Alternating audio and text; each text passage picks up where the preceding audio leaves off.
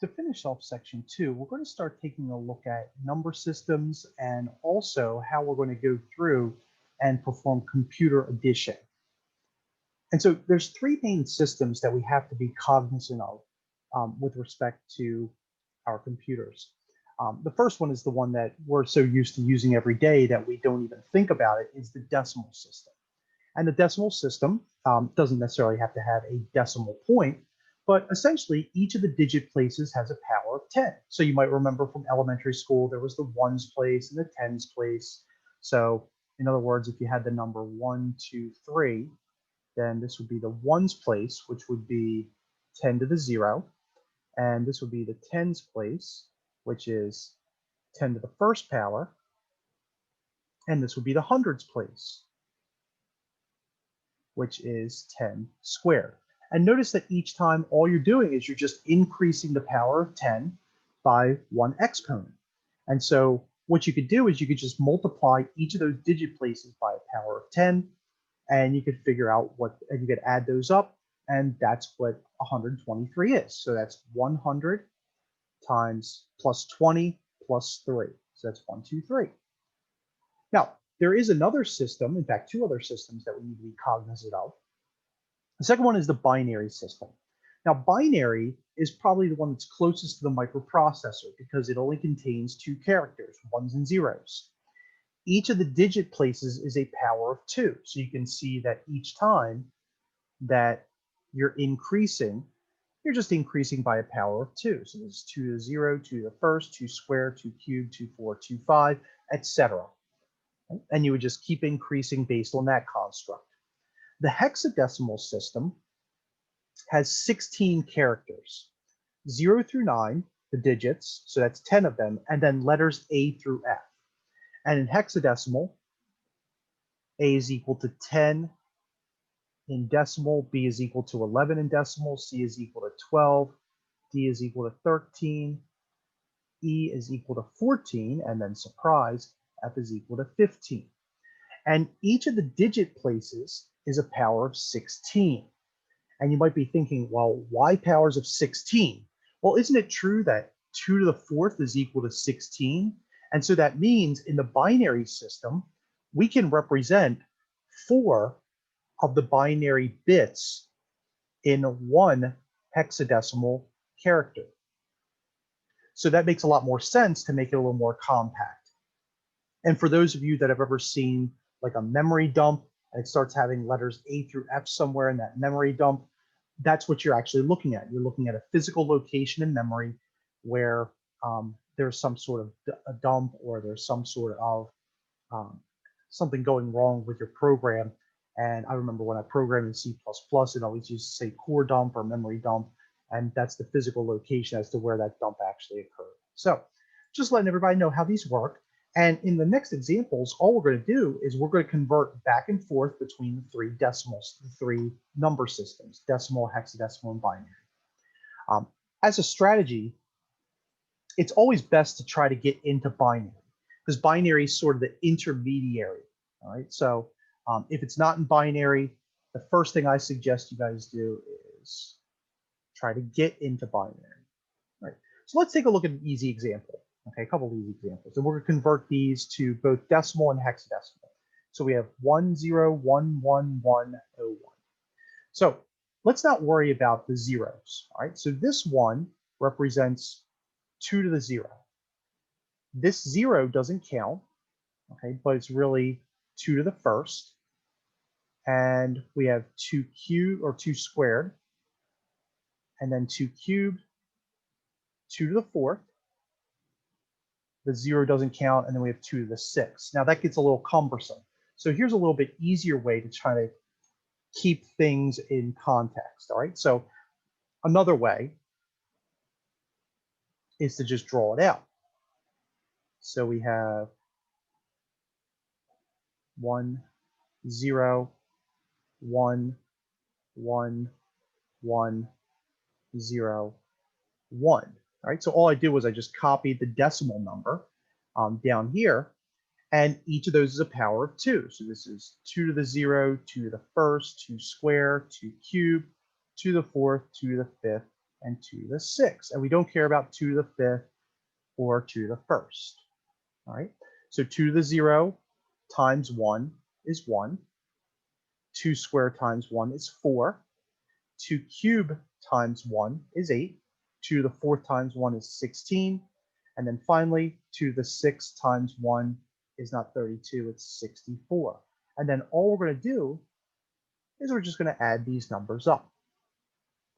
So 64 and 16 is 80, 88, 92, 93. And that's 93 in base 10. Right? So this is 93 in base 10. And now what we have to do is we have to convert it to hexadecimal. Right? So that's not too difficult. I'm going to illustrate how to do that. What we're going to do is we're just going to go through and we're going to chunk this into bits of 4. And we're just going to get the hexadecimal value for each of those. All right. So what I'm going to do is I'm going to make the screen a little bit larger. We're just going to take these 4 bits, and that's going to constitute our first 4 bits. And we have these 4 bits, and I'm going to throw a 0 in front. And that constitutes our second 4 bits. And remember, these are in base, this is going to be in base 16. Right? So all I'm going to do is take this and 1, 1, 0, 1, and that's going to be 1, 4, and 8. Right? So remember, that's our powers of 2. So 2 to the 0, and then 2 square and 2 cube. And 8 plus 4 plus 1 is 13. But remember, we said that 13 was equal to D. Right? So this 4 bits is actually going to be equal to D, right, in hexadecimal. Now, the other one that we have is 0, 1, 0, 1. This one's a lot easier because we just have 2 to the 0, which is 1. And then we have 2 square, which is 4, and 4 plus 1 is 5. So in hexadecimal, this is actually just going to be 5D in base 16. Right? Now, when you do the problems, make sure you show me how you're going through and doing them, right? Because most of you probably know that you can just Google it and it'll convert it right away for you. All right. And I don't have a problem with you checking the answers, but I do want to make sure that you understand how to do the work for it. Just another second example of this, just to make sure we have 2 examples. So we have 1100, 1100, 11101.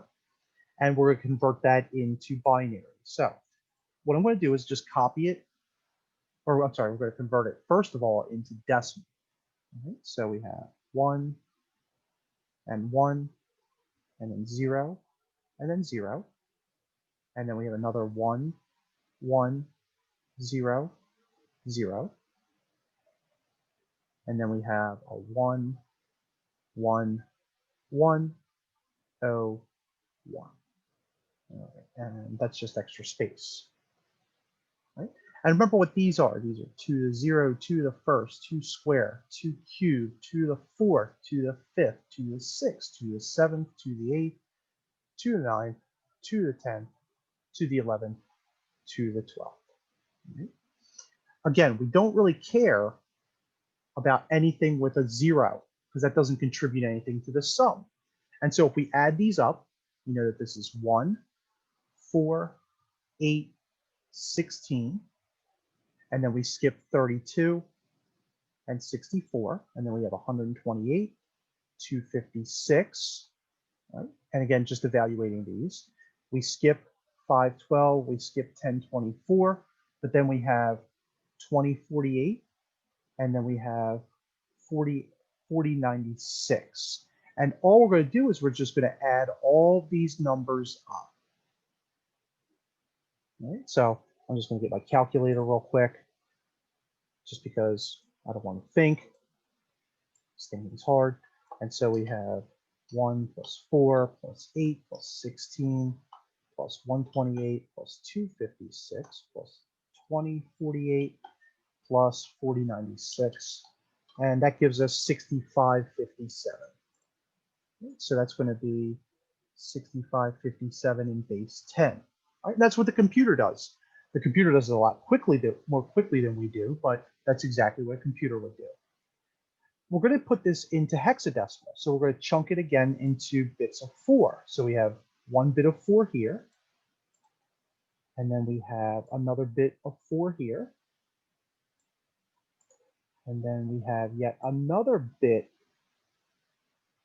of 4. And then we just have a 1. All right, now technically it's 0001. All right, so if you want to think of it like that, that's fine. All right, so 1101 is going to be 1, 4, and 8.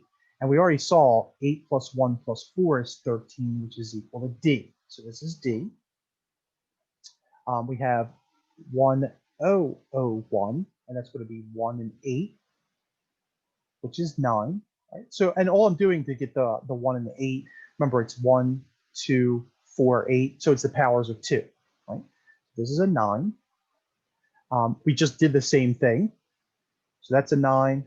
And then we just saw that this is just 1.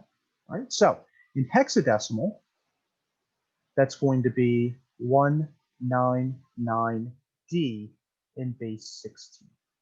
Okay. All right. So hopefully that helps you to see how to take something that's in binary and to be able to convert it into both decimal as well as hexadecimal. Now, in the next video, what we're going to do is we're going to look at the other number systems and see how we can convert between those two.